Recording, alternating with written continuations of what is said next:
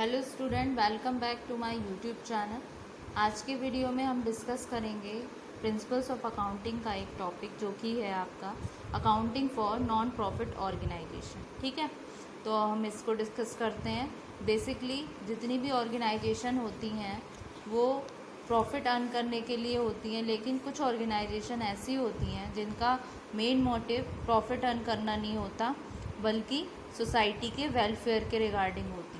ठीक है, तो नॉर्मली जो अकाउंटिंग होती है आपकी, जनरली जो अकाउंटिंग होती है प्रॉफिट ऑर्गेनाइजेशन में वो होती है, उसमें आप सबसे पहले जर्नल बनाते हैं, जर्नल लेज़र बनता है, ट्रायल बैलेंस होता है, ट्रेडिंग अकाउंट बनाते हैं और फिर P&L अकाउंट, दैन आपकी बैलेंस शीट। लेकिन नॉन प्रॉफिट ऑर्गेनाइजेशन में इसका ट्रीटमेंट थोड़ा डिफरेंट है। इसमें आप फाइनेंशियल स्टेटमेंट में रिसीप्ट एंड पेमेंट अकाउंट बनाते हैं, फिर इनकम और एक्सपेंडिचर अकाउंट बनाते हैं, देन आप बैलेंस शीट बनाते हैं। ठीक है, तो आइए पहले हम इसके कंसेप्ट के बारे में जानते हैं, क्या होता है accounting for non profit organisation. जैसे कि a non profit organisation is a legal and accounting entity. ऐसा नहीं है नॉन प्रॉफिट ऑर्गेनाइजेशन है तो वो लीगल नहीं है, लीगल ऑर्गेनाइजेशन होती है और एक अकाउंटिंग एंटिटी होती है।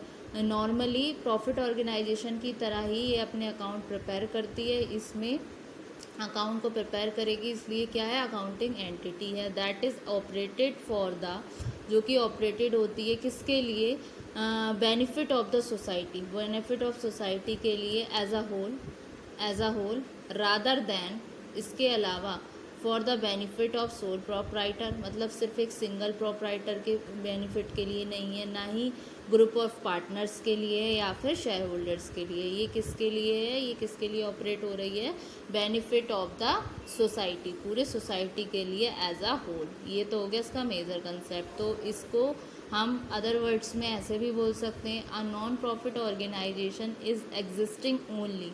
जो नॉन प्रॉफिट ऑर्गेनाइजेशन है जो एग्जिस्ट हो रही है किसके लिए, for the benefits of society, जो कि बेनिफिट्स के लिए सोसाइटी के, and not for any profit purpose, और ना ही किसी प्रॉफिट पर्पस के रिगार्डिंग। इस तरीके के इंस्टीट्यूशन जो होते हैं आपके, वो होते हैं नॉन प्रॉफिट ऑर्गेनाइजेशन में। इंस्टीट्यूशंस आ गए जैसे कि आपकी क्लब हो गई, लाइब्रेरीज आ गई, पॉलिटिकल पार्टीज़ आ गए, हॉस्पिटल्स आ गए, आपके चैरिटेबल रिलीजियस इंस्टीट्यूशन आ गए, स्कूल कॉलेजेस, ये सारा, स्पोर्ट्स क्लब, प्रोफेशनल बॉडीज़, इस तरीके के जो इंस्टीट्यूशंस होते हैं वो क्या होते हैं, आपके non profit organisation.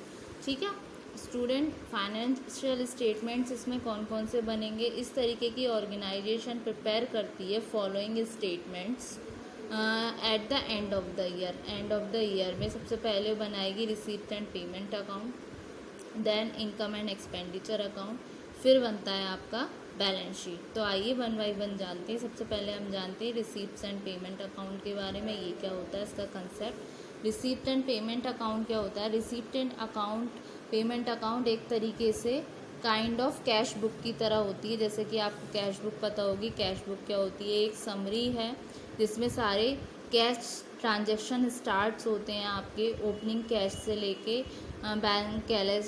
Bank balance, और एंड भी होते हैं आपके क्लोजिंग कैश से बैंक बैलेंस तक। जैसे आपको कैश बुक में जैसे आपने किया होगा, तो यहाँ पर हम देखते हैं receipt and payment account is a kind of cash book. It is summary of all cash transaction. It starts with opening cash and bank balance and ends with the closing cash and bank balance. ठीक है, अब इसका फिर next, ये account records करता है आपकी सारे रिसीप्ट्स और पेमेंट को irrespective of the period they belong, जिस पीरियड से ये बिलोंग करते हैं। ठीक है, फिर ये रिकॉर्ड करता है आपके रिसीप्ट एंड पेमेंट्स को इर्रिस्पेक्टिव ऑफ देयर नेचर, उनके नेचर के हिसाब से। जैसे नेचर, टू टाइप्स का नेचर हो गया, किसी भी जो बिजनेस है उसका दो तरीके का नेचर है। जैसे इसमें एक तो हो गया रेवेन्यू बेसिस और एक हो गया आपका कैपिटल बेसिस। रेवेन्यू बेसिस होते हैं जो आपके डेली बेसिस से आते हैं, जैसे मंथली बेसिस पे। जैसे इसमें वो दोनों चीज़ें रिकॉर्ड होंगी, रिसीप्ड भी होगी और एक्सपेंसेस भी होंगे। रिसीप्ट जाएंगे आपके रिसीप्ट साइड में और पेमेंट साइड में जाएंगे आपके जो भी एक्सपेंसेस हो गए, ठीक है। तो इसमें क्या होगा, जैसे कि रिसीप्ट साइड में आपकी आ गई, जैसे रिसीप्ट है, एक्सपेंसेस जैसे ऑर्गेनाइजेशन पे कर रही है, सैलरी हो गया।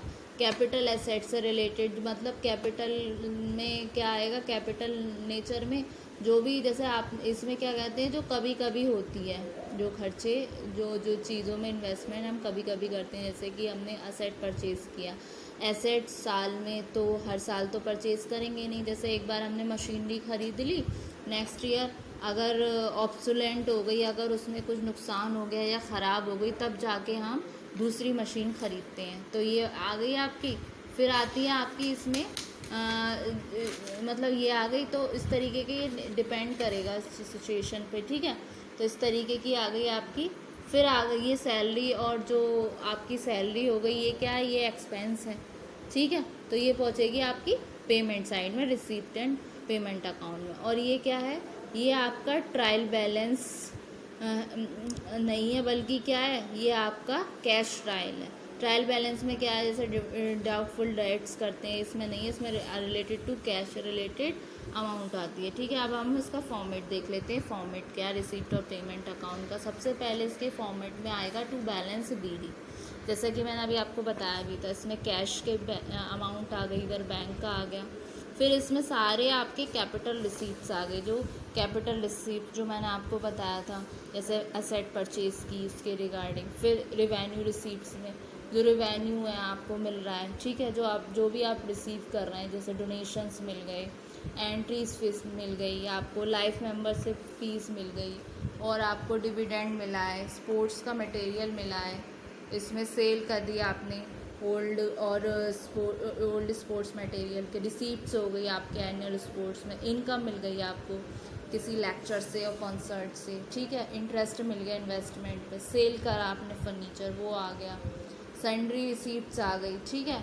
अब आते हैं हम पेमेंट साइड। पेमेंट साइड में आपके जितने भी कैपिटल से रिलेटेड पेमेंट्स हो गए, जैसे आपने पेमेंट किया है एसेट से रिलेटेड, जो मतलब रिपेयर्स एंड मेंटेनेंस में किया, परचेज़ कर लिया आपने, बुक्स और पीरियडिकल्स, प्रिंटिंग एंड स्टेशनरी पे खर्चा कर दिया, सैलरी और वेजेस आ गए, और इलेक्ट्रिक इंस्टॉलेशन, मतलब जितने भी कैपिटल से रिलेटेड पेमेंट्स हो गए। मशीनरी में जो आपने पेमेंट करा रिपेयर मेंटेनेंस में, और रिवेन्यू में जो भी आपको डेली बेसिस से मिला है, जैसे कोई फ़ीस मिल रही है, ट्रेवलिंग और कन्वेंस का चार्ज मिल रहा है आपको, बाई सन्ड्री एक्सपेंसेस हो गई, ये सारे आते हैं इधर रिवेन्यू पेमेंट्स में। फिर उसके बाद हम क्या करते हैं इसमें, बाई बैलेंस सीडी, ये क्या होती है, ये होती है आपकी बैलेंसिंग फिगर होती है ये, ठीक है।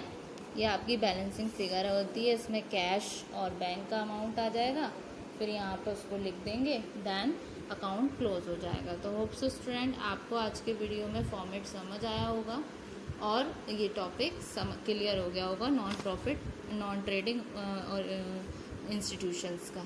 Thank you very much.